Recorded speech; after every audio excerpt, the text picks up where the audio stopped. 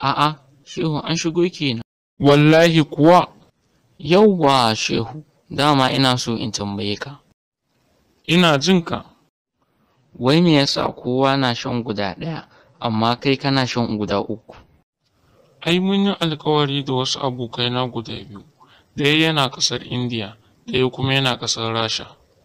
Mun yi wa junanmu alkawari duk wanda zai sha giya sai ya sha wa 'yan uwansa. To haka abin yake ashe.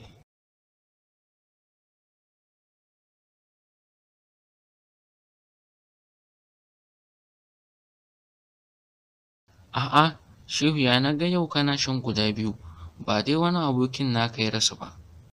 Babu wanda ya mutu a cikinsu, ni dai ne Allah ya shirye ni, tasu kawai nake sha. Shin Shehu ya shiri kuwa?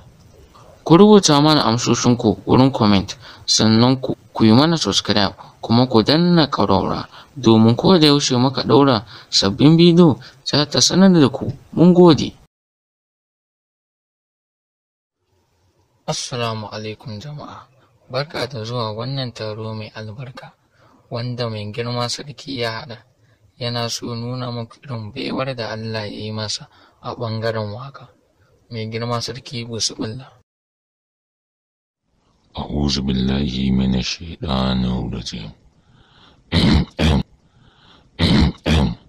ka ɗaura niyya kan waka kana addu'a a'udhu billahi ɗaya daga shaiɗan akan bid'a sannan ka kawo basmala kan riƙon sunna ka biya da yin hamdala ita ce uwar sa'a da kawo salsala kammalin da'a ga wanda aikin rahama ce wajen jama'a ka iya da kalmar sanatu zuwa ga alaye da sallama ga sabai masu kan da'a ga Wannan waƙa ta yi sai dai in ana son hasada.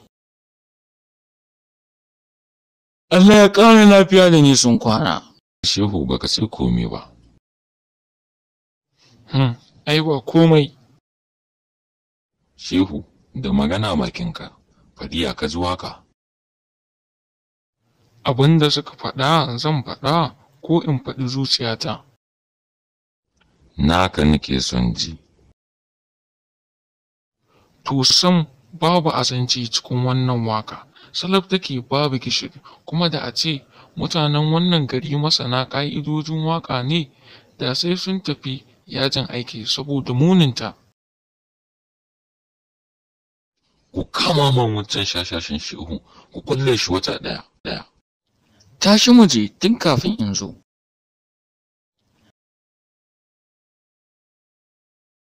Assalamu jama'a, barka da wannan lokaci, barka kuma da sake saduwa a wannan fada mai albarka.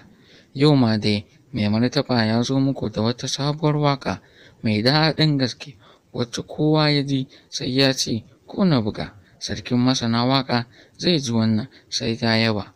Mai martaba bismillah.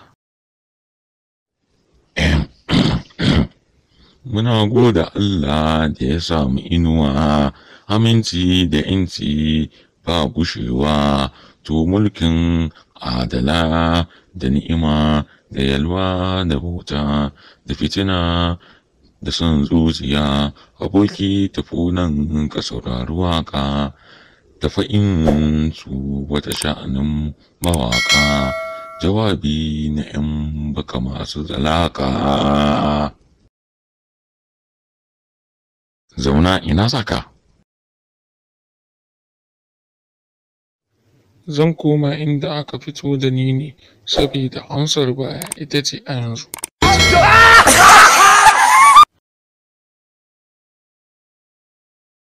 A wata rana, Shehu da abokinsa sun yi tafiya wani gari. Garin cike yake da abubuwan ban mamaki da kuma ƙayatarwa. Suna tsakar tafiya sai abokin Shehu ya tambayi Shehu. Kai wannan gari da mugun kyau haka, Shehu kalli ka gani don Allah. Ka ji ka, wannan garin ai ba baƙona ba ne, amma fa akwai kyau. Abokina don Allah in tambaye ka mana. Ina sauraren ka. Aboki don Allah taya suka yi wannan dogon abin haka? Gaskiya ka bani mamaki. Yanzu kai baka san wannan ba, lallai ka cika ba ƙauye. Ai wannan rijiyoyi ne ake juya su sama a ƙasa.